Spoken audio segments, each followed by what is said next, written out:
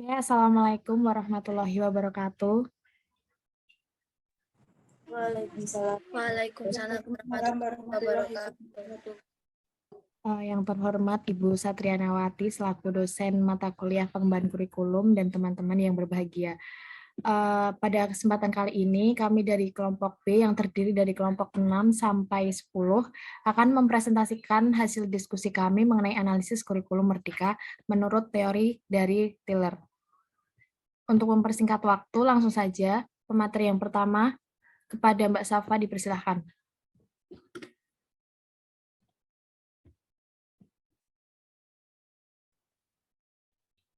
Model pengembangan kurikulum merupakan suatu prosedur dalam rangka mendesain, menerapkan, dan mengevaluasi suatu kurikulum.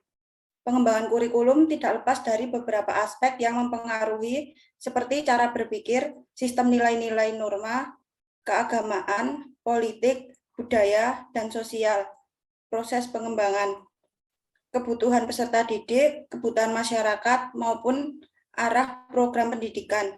Aspek-aspek tersebut menjadi bahan yang perlu dipertimbangkan secara matang-matang.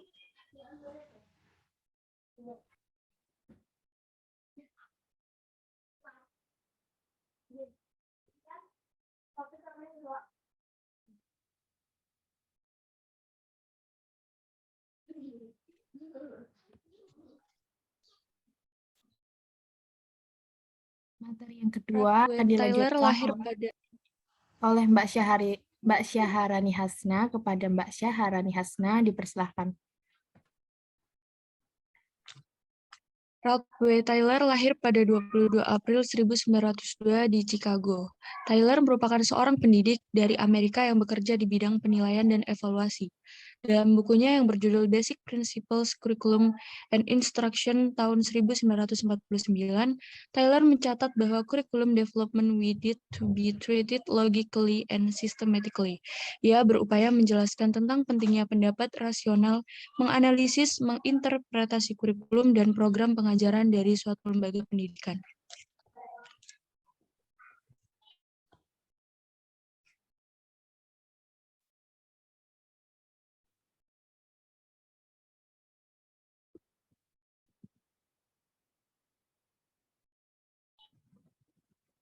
Baik, selanjutnya Tyler, model pengembangan kurikulum ini dapat dilihat pada tahapan berikut. Yang pertama, objektif. Yang kedua, selecting learning experience. Yang ketiga, organizing learning experience. Dan yang keempat, evaluation.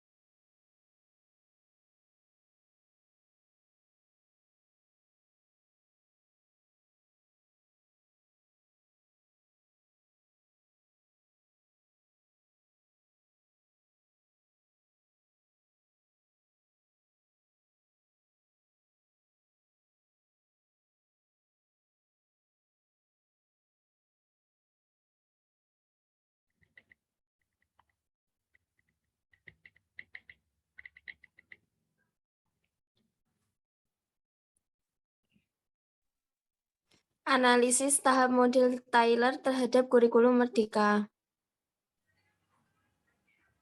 Objektif yang pertama yaitu menciptakan pendidikan yang menyenangkan,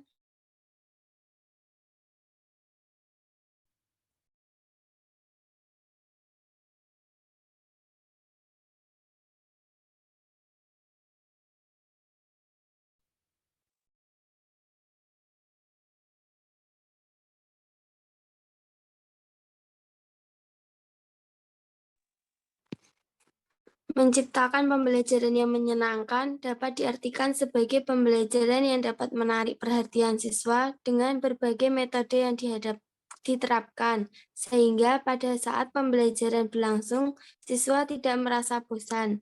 Demikian, dapat dikatakan bahwa pembelajaran yang menyenangkan adalah sesuatu proses pembelajaran yang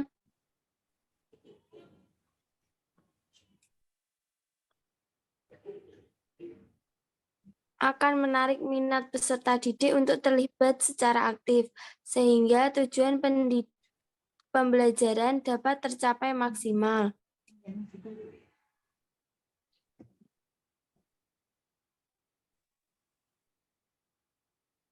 Yang kedua, yaitu mengejar ketertinggalan pembelajaran. Pada saat pandemi COVID-19, peserta didik banyak mengalami ketertinggalan materi atau learning loss, maupun pembelajaran yang tidak diakibatkan mereka harus belajar mandiri secara daring. Banyak peserta didik yang tidak mengerti bagaimana untuk memahami materi yang disampaikan oleh gurunya. Belum lagi peserta didik yang tidak dapat memiliki alat komunikasi seperti HP untuk belajar secara daring, dan lain sebagainya.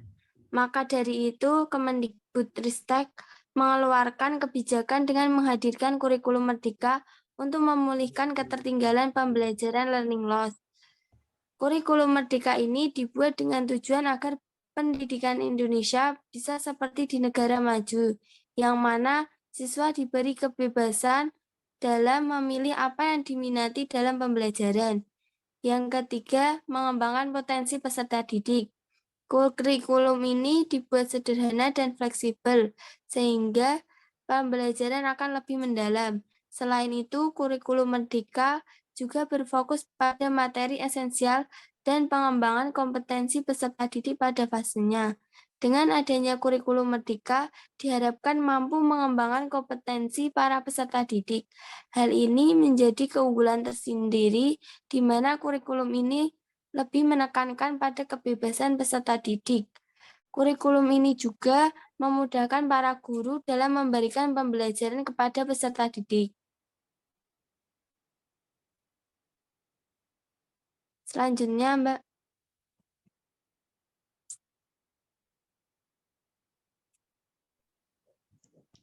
Selanjutnya ada selection learning experience. Dalam menentukan pengalaman belajar bagi siswa, dalam kurikulum merdeka telah dirancang model pembelajaran project-based learning. Project-based learning ini menjadi khas dari kurikulum merdeka untuk mendukung pengembangan karakter sesuai dengan profil pelajar Pancasila.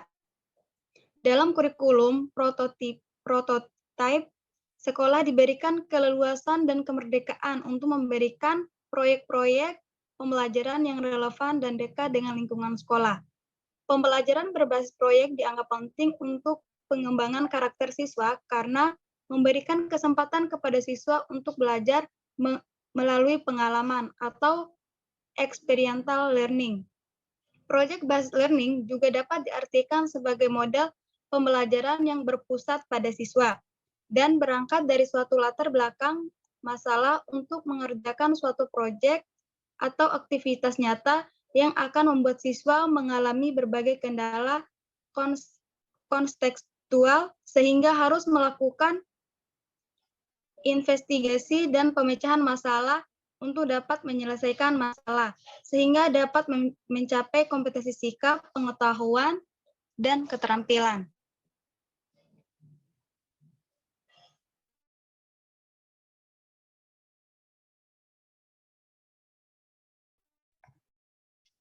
Organizing learning experiences. 1. Meningkatkan kualitas kepada sekolah agar para pengajar dengan memperbaiki cara rekrutmen, meningkatkan kualitas penilaian, serta pelatihan. Juga mengembangkan platform pembelajaran. 2. Membangun platform pendidikan berbasis teknologi yang pastinya berpusat pada siswa, interdisiplin, proyek relatif dan kolaboratif.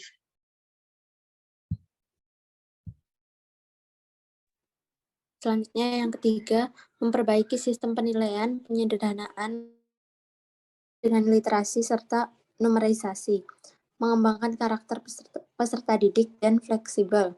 Yang keempat, membuat kondisi lingkungan pendidik masa depan atau sekolah yang inklusif, aman dan memanfaatkan teknologi.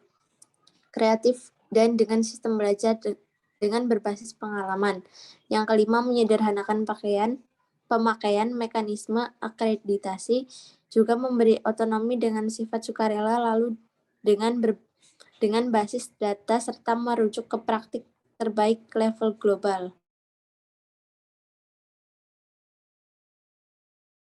Evaluation, penyederhanaan kurikulum dalam bentuk kurikulum dalam kondisi khusus, kurikulum darurat efektif memitigasi ketertinggalan pembelajaran learning loss pada masa pandemi COVID-19.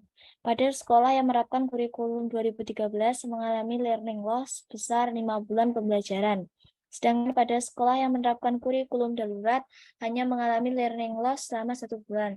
Tentu saja ini hasil yang mengejutkan. Survei pada 18.370 siswa kelas 1-3 SD di 612 sekolah di 20 kabupaten atau kota dari 8 provinsi menunjukkan perbedaan hasil belajar yang signifikan antara kurikulum 2013 dan kurikulum darurat.